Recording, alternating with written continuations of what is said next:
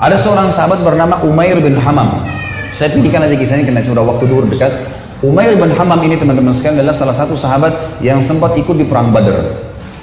Waktu Nabi sudah atur pasukan, musuh sudah depan mata, ini tinggal pecikan takbir, perang nih.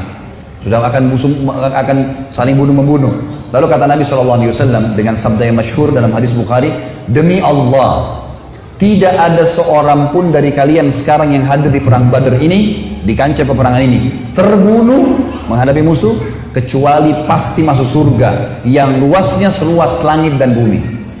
Umair ini, Ibn Humam, kebetulan lagi pegang 2 butir kurma di tangannya. Lalu dia bilang, bakhin, bakhin. Bakhin itu indah sekali ya Rasulullah. Indah sekali, ulangin ya Rasulullah. Kata Nabi SAW, demi zat yang ubun-ubunku dalam agama, maksudnya demi Allah, tidak ada seorang pun dari kalian di sini yang terbunuh di kancah peperangan sekarang ini, perang Badar, kecuali pasti masuk surga yang luasnya seluas langit dan bumi. Umair mengatakan, bakhin, bakhin, dengan semangat dia. Maka kata Nabi SAW, kenapa Umair? Kenapa kau bilang bakhin, bakhin? Maksudnya indah sekali ya Rasulullah. Kata Umair, ya Rasulullah, aku tinggal masuk ke medan perang ini, dibunuh oleh mereka orang-orang kafir ini, masuk surga tanpa hisab, seluas langit dan bumi. Kata Nabi SAW, iya. Kata Umair, itulah sebabnya saya mengatakan bakhin ya Rasulullah, saya akan kejar tuh. Baik, Umair ini rupanya dia manggil kurma, dia kunyah nih, sudah mulai pecikan tangan, Allahu Akbar, sudah mau saling nyerang nih. Umair makan dulu kurmanya, ada 2 butir kurma. Waktu dia lagi makan, dia bilang, wahai Umair, sesungguhnya kalau kau habiskan kurmamu ini, masih lama kamu dapat surga. Dibuang sama dia, dia maju berperang sampai terbunuh mati syahid. Lihat heroiknya sahabat ya, bagaimana mereka langsung menyambut apa yang disampaikan Allah dan Rasulnya. Kisah yang unik adalah kisah 2 orang yang bernama anak muda ini, Mu'adz dan adiknya Auf bin Afra. Ini teman-teman, Mu'adz ini umurnya 16 tahun, adiknya Auf namanya, ini umurnya 15 tahun. Ini masih belasan tahun ini. Bandingkan dengan generasi muda Islam sekarang. Azan aja belum tentu ke masjid gitu. Ini teman-teman sekalian ikut di perang Badar. Waktu ikut di perang Badar, Abdurrahman ibn Auf menceritakan kepada kita, mengatakan, waktu saya lagi lihat peperangan sudah akan berkecamuk nih, udah mulai mau berperang musuh, tiba-tiba ada satu orang anak muda 16 tahun namanya Mu'adz berkata kepada saya, kepada Abdurrahman bin Auf, paman, mana Abu Jahal? Kata Abdurrahman, kenapa kau tanya Abu Jahal? Kata Mu'adz, saya dengar dia orang yang paling suka menyakiti Nabi SAW di Mekah. Benar? Kata Abdurrahman, iya benar. Terus untuk apa kau tanya? Saya mau bunuh paman. Ini Abu Jahal ini saya mau bunuh. Kata Abdurrahman, baiklah. Kalau saya lihat nanti, saya akan beritahukan kau dia. Karena ini peperangan orang-orang lagi berkecamuk nih, kita belum tahu. Nanti kalau kelihatan saya lihat. Maka si Mu'adz nunggu di sebelah. Datang adiknya namanya Auf. Tanpa janjian nih, adiknya dia, umurnya 15 tahun. Datang sebelah tanya yang sama, paman, mana namanya Abu Jahal? Kata Abdurrahman, kenapa kau tanya? Saya dengar dia paling suka menyiksa Nabi SAW di Mekah. Benar? Benar. Untuk apa kau tanya? Saya mau bunuh paman. Kata Abdurrahman, baiklah, kalau saya lihat saya akan tunjukkan. Kata Abdurrahman, sementara 2 di kiri kanan saya ini sudah ada gemuruh-gemuruh suara orang sudah mau perang. Tiba-tiba Abu Jahal dari kejauhan kelihatan. Abu Jahal itu dari kepalanya sampai kakinya, kudanya juga sampai kakinya semuanya besi. Yang kelihatan cuma matanya saja. Dia dulu di atas kuda, dikelilingi oleh 10 baris pasukan. Lingkar. Nggak bisa ditembus ini. Bayangkan kalau satu orang berdiri, ada orang buat lingkaran pertama, lingkaran kedua, sampai 10 lingkaran. Gimana caranya menembus nih? Kata Abdurrahman, waktu saya lihat, saya bilang, itu Abu Jahal. Waktu saya bilang, itu Abu Jahal, kata Abdurrahman, demi Allah, si Mu'adz sama Auf, seperti 2 anak panah yang melesit ya, dilepas dari busurnya. Lari dua-dua ini. Menembus 10 baris itu. Tebas sana, tebas sini, naik di atas pundaknya, sampai ke Abu Jahal. Dan dua-duanya menebasin pedangnya sampai kena ke pahanya Abu Jahal. Sobek pahanya Abu Jahal ini, berdarah, jatuh dari kuda gitu kan. Abu Jahal ini rajanya mereka ya, rajanya orang-orang Mekah waktu itu. Dan kalau ini kalah, ini mati, berbubar semua di pasukan. Yang terjadi teman-teman sekalian, si Auf, si adik ini 15 tahun, dikeroyoki oleh pengawal-pengawalnya Abu Jahal, mati syahid. Si Mu'adz ini sempat nangkis-nangkis, tangannya kena tebasan pedang, tapi dia sempat keluar gitu kan. Dia keluar dari medan perang, 16 tahun teman-teman sekalian. Diambil imamahnya, diikat tangannya sama dia. Yang sobek itu, diikat sama dia. Dia masuk melawan satu tangan.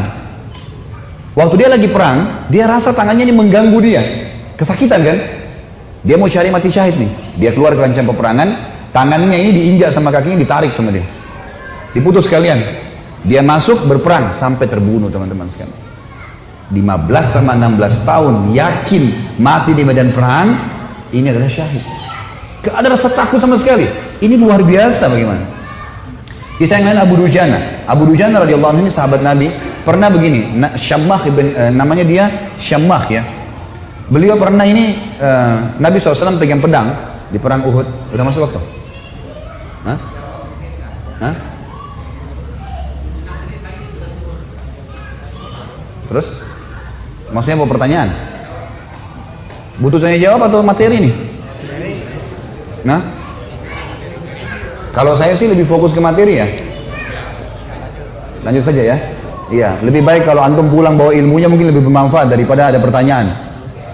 Insya Allah kalau ada waktu lain, kalau enggak ini. Baiklah, Syammah bin Harith ini radhiyallahu anhu, beliau pernah teman-teman sekalian, Nabi SAW hembuskan pedang di perang Uhud, lalu beliau berkata, siapa yang mau memberikan haknya Allah dan Rasulnya di pedang ini? Maka Hamzah berdiri mengatakan, saya Rasulullah. Nabi SAW tarik, nggak dikasih sama dia. Kemudian Nabi bilang lagi, siapa yang akan memberikan haknya Allah dan Rasul di pedang ini? Ali bin Abi Thalib berdiri, mau pegang. Nabi SAW tarik. Hamzah dan Ali ini terkenal pejuang kesatria Islam yang kuat gitu kan. Nabi nggak kasih. Nabi ulangi lagi yang ketiga, siapa yang memberikan haknya Allah dan Rasulnya di pedang ini? Maka berdiri lagi teman-teman sekalian, sahabat Nabi yang ketiga, yang sangat terkenal juga adalah Mikdad. Mikdad ini terkenal, Umar bin Khattab jadikan dia seperti kekuatan 1000 orang. Saya Rasulullah, Nabi SAW tarik, nggak dikasih. Nabi ulangi yang keempat kali, siapa yang memberikan hak Rasulnya di pedang ini? Maka Abu Dujana ini, Syammah ini berdiri mengatakannya, Rasulullah, apa haknya Allah dan Rasul di pedang itu? Maka kata Nabi SAW, engkau mengambilnya dan engkau menghantamkan ke musuhmu, pakai perang ini sampai pedang ini bengkok. Kata Syammah, baik Rasulullah, saya akan berikan haknya, kasih ke saya pedang itu. Maka Nabi SAW pun memberikan pedang itu, karena Nabi SAW ingin sahabat ini bertanya dulu apa haknya Allah dan Rasul di pedang itu. Maka diambil oleh Abu Dujana. Lalu Abu Dujana ini memegang pedangnya, lalu imamahnya tadinya warna merah, warna hitam, diganti warna merah sama dia. Zaman itu kalau pakai imamah merah berarti mau mati gitu. Dipakai warna merah sama dia, pedang itu dipakai, dipegang di dadahnya sambil dia mengayun-ayunkan pedang itu di hadapan musuh orang Quraisy di perang Uhud ya. Belum perang ini.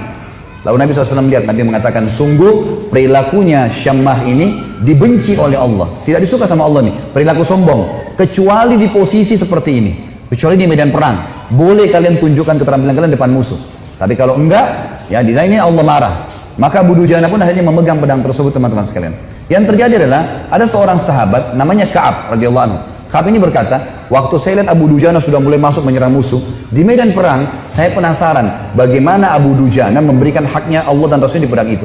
Saya pun melihat ada satu orang kafir yang sangat kuat menyerang orang-orang Islam, tebas sana, tebas sini. Badannya kekar, maka saya berdoa kepada Allah di kancah peperangan. Ka'ab berdoa, semoga orang kafir ini ketemu dengan Abu Dujana. Ternyata Allah kabulkan doa saya, dia bilang. Tiba-tiba Abu Dujana ini berhadapan sama musuh orang kafir itu.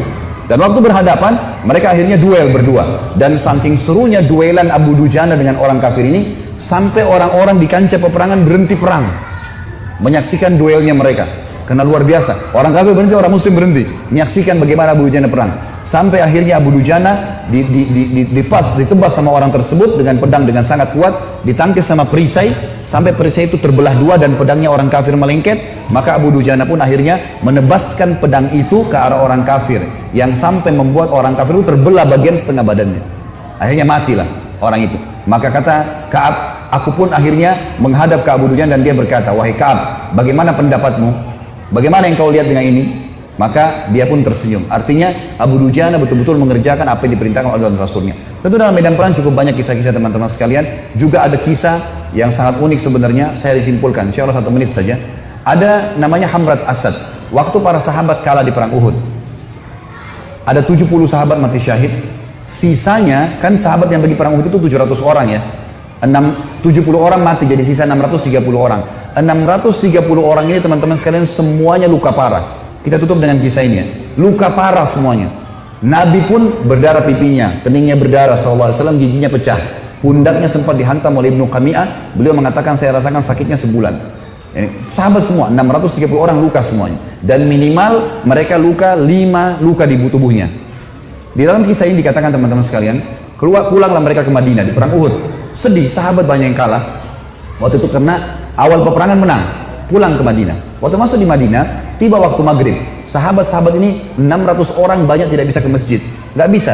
Ada dua anak muda umur 14 tahun sama 15 tahun. Apa 15 sama 16 tahun. Tapi bukan si Auf tadi, orang lain ini. Ini anak muda ini saking banyaknya luka di badannya sampai ditaruh di atas kuda, lalu diturunkan, dimasukkan di dalam rumah, ibunya tinggal rawat, nggak bisa bergerak apa-apa lagi. Sholat pun dalam kondisi isyarat mata, udah sakit semua nih, gitu kan? Baik, habis sholat subuh teman-teman, turun perintah Allah. Ini satu hari setelah perang Uhud, ada perang namanya Hamrat Asad, nama lokasi. Hamrat Asad ini nama lokasi, Asad artinya singa. Hamrat ini wilayah warna merah karena gunungnya banyak warna merah. Perintah Allah kepada Nabi Muhammad SAW, perintahkan semua sahabat Muhammad yang ikut di Uhud kemarin, 630 orang yang luka itu, semuanya keluar lagi, kejar lagi itu orang-orang Quraisy. Pasukan kalah ya, luka semua.